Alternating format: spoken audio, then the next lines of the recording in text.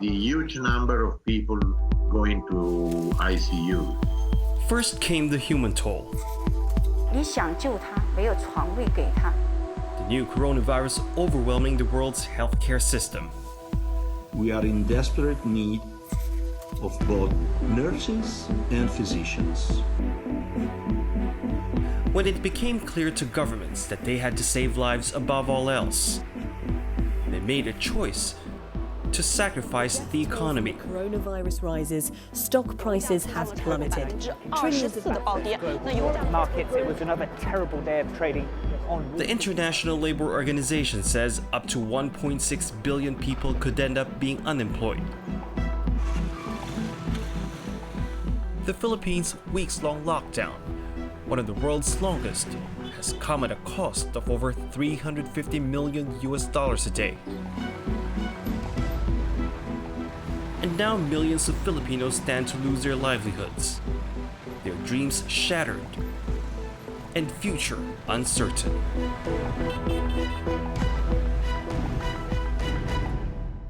Hello and welcome to this edition of Assignment Asia.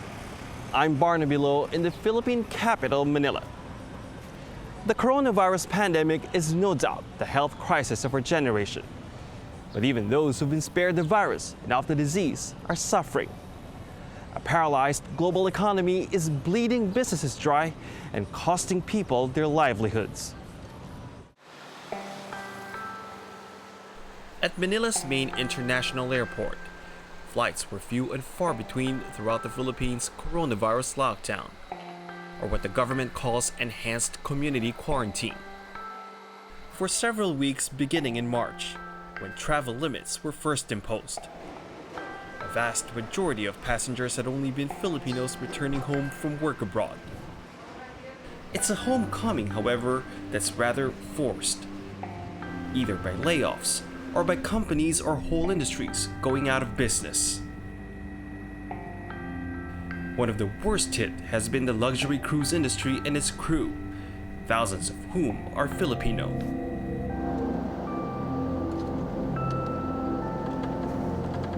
So we are on our way now to a hotel to meet Romeo Riquelme, who was a cook at the Diamond Princess cruise ship, which was once the center of the coronavirus crisis in Japan. Now, he's from the southern Philippines, but he's been stuck here in Manila for quite a while now because of the lockdown. Hi. Romeo is fortunate to have his employer pay for his accommodation, but he's worried he'll soon be unemployed. Meron ka bang pag-aalala sa future mo sa trabaho mo? Medyo nag-alala, medyo matagal pa nga daw makabalik. Hanggat may ano pa ng virus, may banta pa ng virus. Sabi nila matatagalan pa daw makabalik sa barko. So bawas yung kita mo ngayon? May 75% ang ata yung ano nila ngayon. Pero may sahod pa rin. Hanggang June daw. Hanggang June na lang. Pagkatapos nun, wala na ata.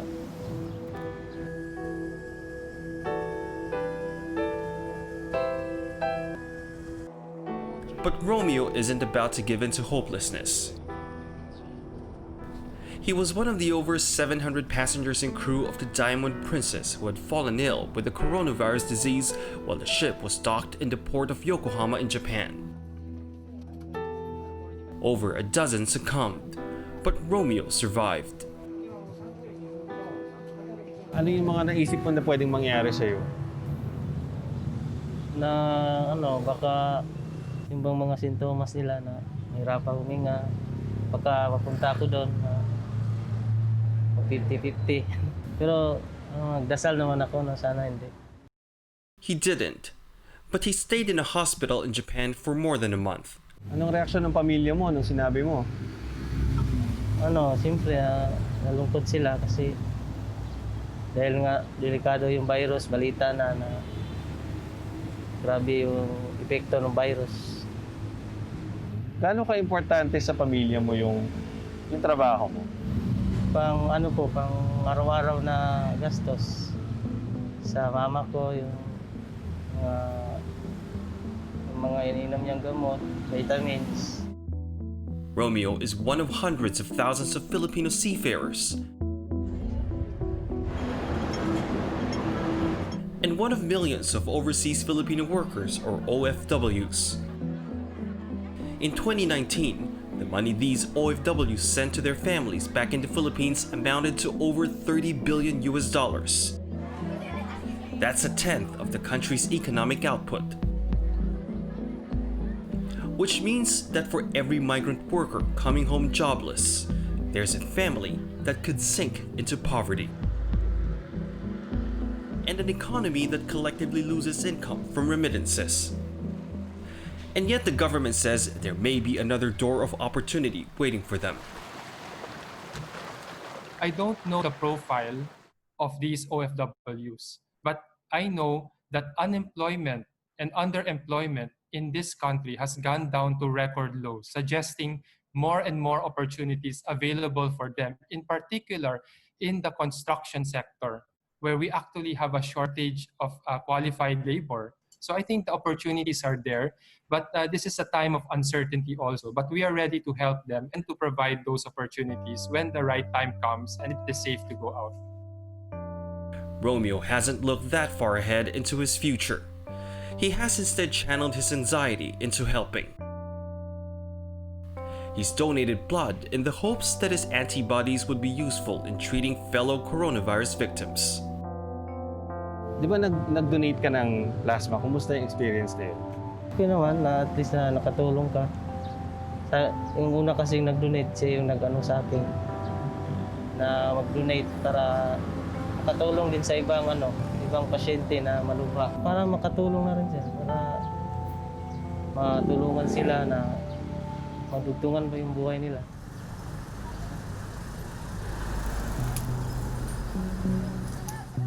Help. It's become the only way millions of Filipinos are surviving a shutdown. They endure hours waiting for the national government's cash dole-out, often forgetting there is a virus that can travel from one person to another without adequate distancing. Everyone is affected, but to various degrees. And the way the government is prioritizing is to begin with the 18 million poor and low-income families who are basically out of work and therefore have no pay because no work, no pay sila. Then after rolling out the emergency subsidy program, which cost 205 billion for 2 months, the largest social amelioration program actually in our history, we immediately prepared the 51 billion wage subsidy for the employees of the micro, small, and medium enterprises. And yet, not all Filipinos who need help are getting it from the government. Jaime Samson, who's better known as Alex, has had to rely on handouts and donations from his regulars. Sa mahirap, talagang mahirap. Kasi walang pumapasok na pera, ganun. Puro labas. Hanggang sa maubos yung ipon, yun na.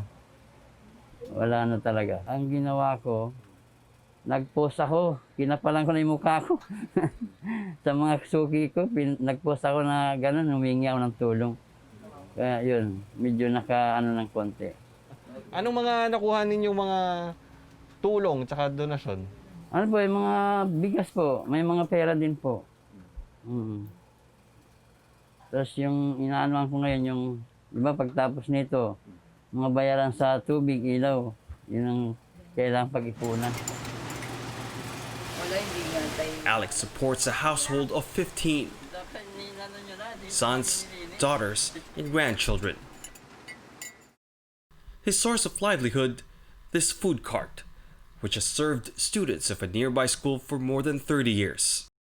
Malaking tulong sa akin, sa pamilya ko, itong pagtitinda ko ng fishball. Sobra. Malaki. Ayun, mga minsan, sa probinsya, nakapaggawa ng bahay, ganun. Tapos, yung pag-aaral ng anak ko, yung mga pagkain namin araw-araw, doon nakukuha lahat sa pagtitinda. He even caters to private events. So it's not a stretch to say he had a thriving business. But with schools closed and mass gatherings prohibited, he's made almost no money at all for months. Simula nung March, April, May, kansilado lahat. Mga event ko. Dami nung sir. Nanghihinayang ako doon. Marami yun. Wala kita doon, ano? Oo, siguro kung mga 100,000. Yung ganun lang nawala sa akin itong COVID. $2,000, March, April, May. Kansilado lang ng cater ko. Ang laki nun. Ang laki ng panghihinayang ko doon, sir. Laking pera na nawala itong COVID. Kaya sana okay na, maging okay na lahat. Kasi wala na eh. Wala naman ibang hanap buhay, kundi yun, fishboard, titinda. Alex says he's qualified to receive cash aid from the national government as far as he's concerned. But up until the day we met him, which was already almost 2 months into quarantine, he'd gotten no cash subsidy. Eh, magbibig sa barangay, 2 kilong bigas, 3 sardinas, yun lang. Eh, biro mo yung kami, ang dami namin kakasabay yun. Kasi wala, hirap talaga ng ganito, wala kang kita. Eh ako, nasanay na ako na nagtitinda eh. Pag nandito ako sa bahay, kala mo yung parang magkakasakit, yung wala akong ginagawa. If Alex were living in another town though, he may have a chance of getting a stipend.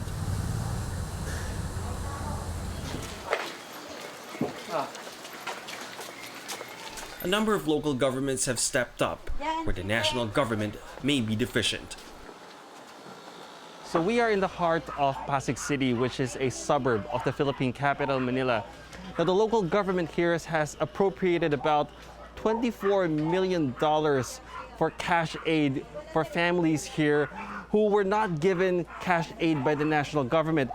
That translates to about $160 per family. There was no distribution event with lines stretching miles and constituents having to wait hours, if not days. Instead, volunteers and local government staff went house to house, armed with a list of beneficiaries and ready with the cash.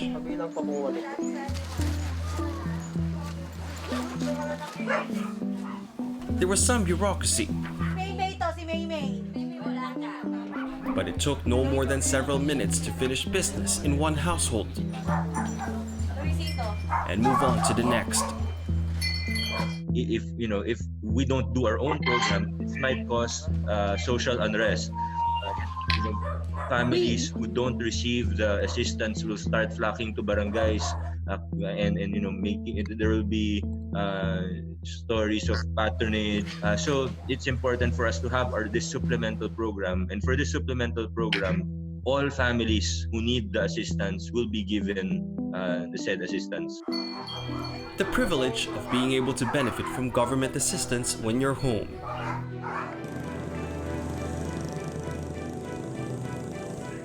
But lockdowns everywhere have meant staying put, even in a place you can't call home. Nabutan pa kami ng lockdown, pamilya ko, wala nang makain. The economic despair of the many who are finding it impossible to leave next.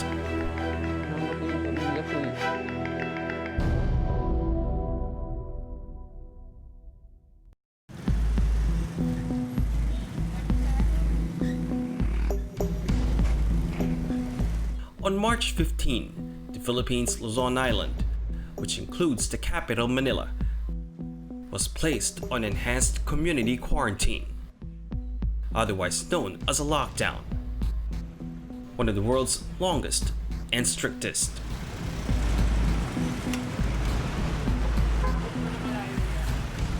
Over 50 million people were told to stay home in an effort to curb the spread of the coronavirus. Businesses had to close. Travel restricted. daily wage earners who were able to get home to where their registered residents could qualify for government subsidy. But someone like Lito Cabias, who, like many others, came from the countryside to Manila for short-term employment, may have to jump through more hoops to get aid, or get none at all. Kaya nakakayak masyado yung ano eh.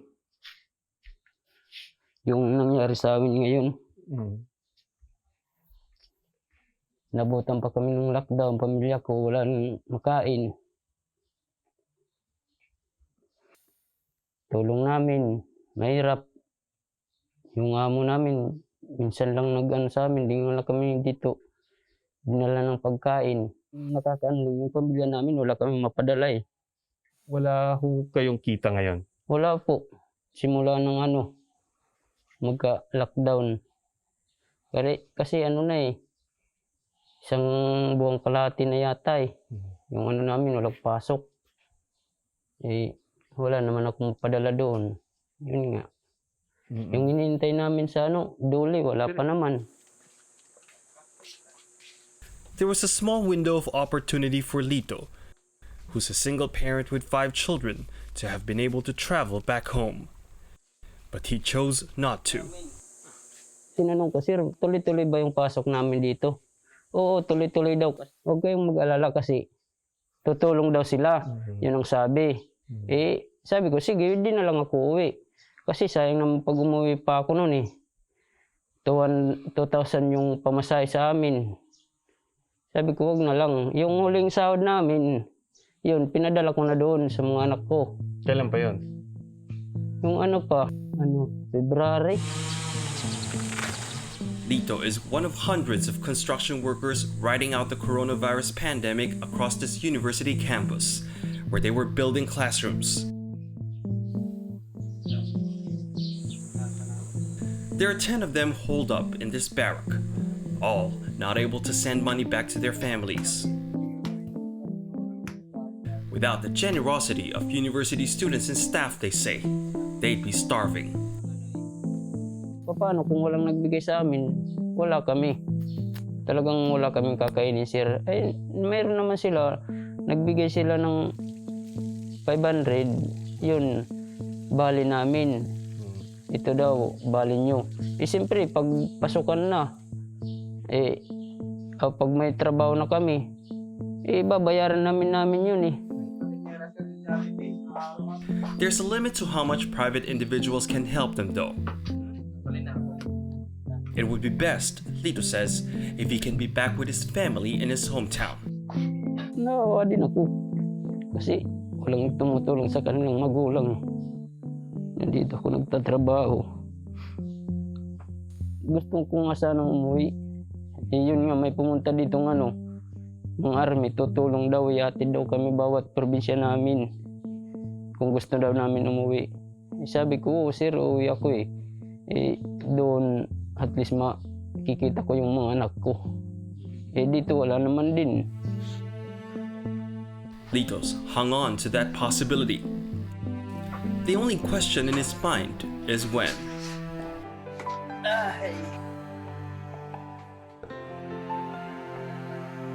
The same question Eileen de la Cruz has.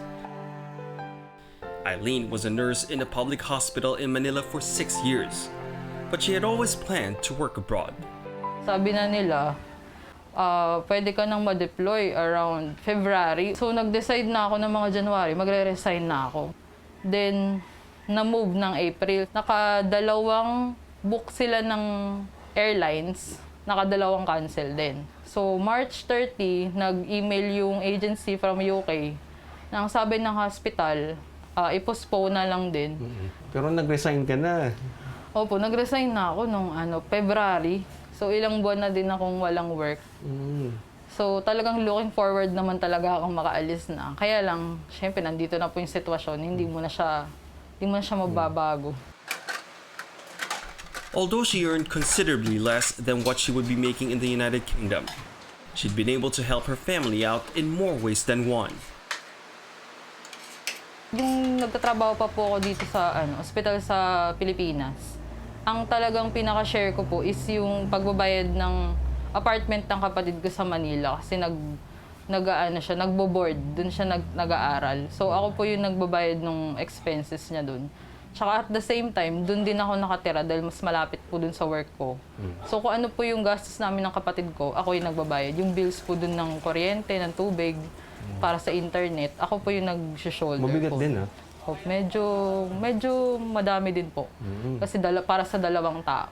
Tapos yung plano ko po talaga is yung long-term goal ko pag nagpunta ako talaga sa abroad. Gusto ko makapagpatayo kami nung sarili naming house.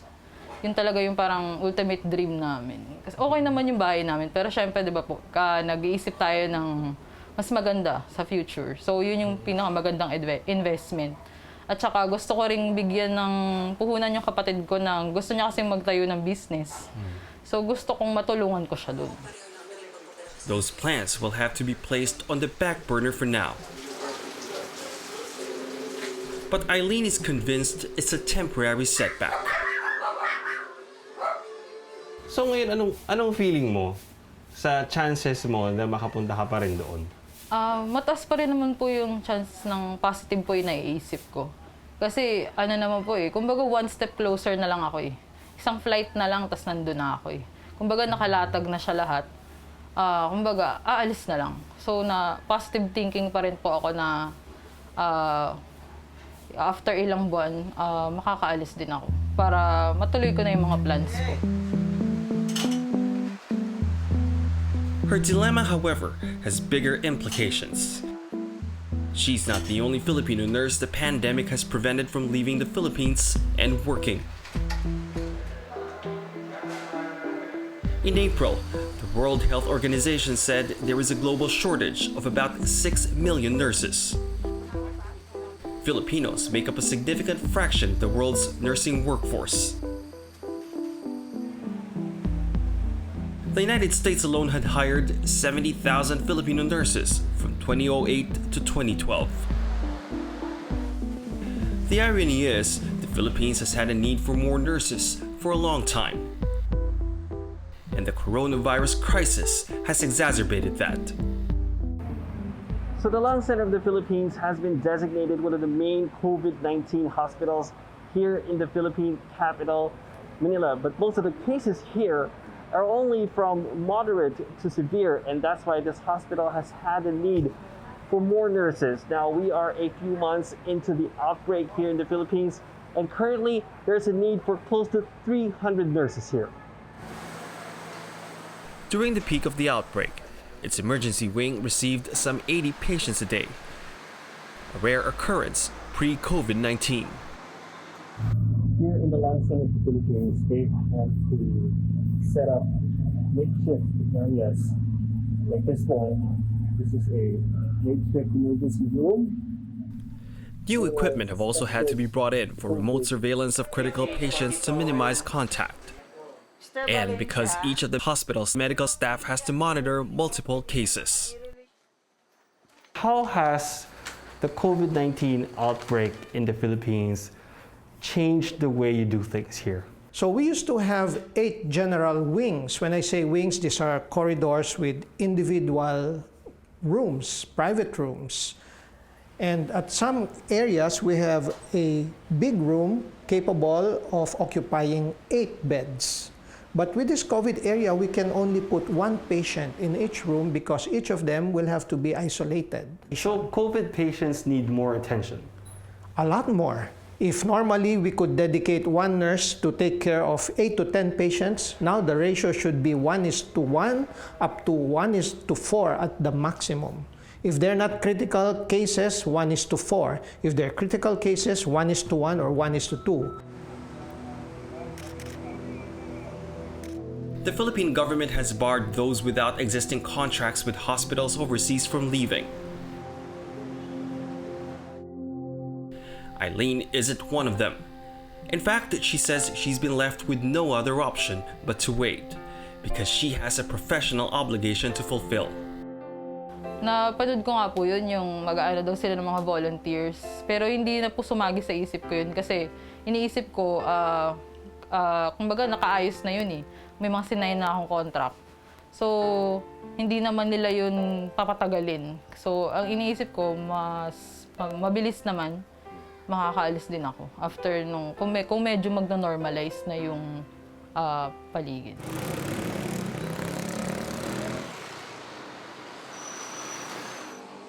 But what is normal in a post-COVID-19 world?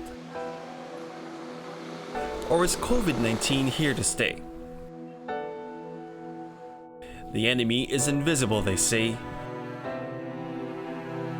But for literally most people around the world, the cost of the pandemic, lives and livelihoods, is real. One of the things the coronavirus pandemic has revealed is how interconnected we are as a global community. One infection could multiply to millions. One person unable to travel to his or her workplace could mean one less frontline worker somewhere. An economy shutting down isn't merely about markets tumbling, but families enduring hardship. For Assignment Asia, I'm Barnaby Lo.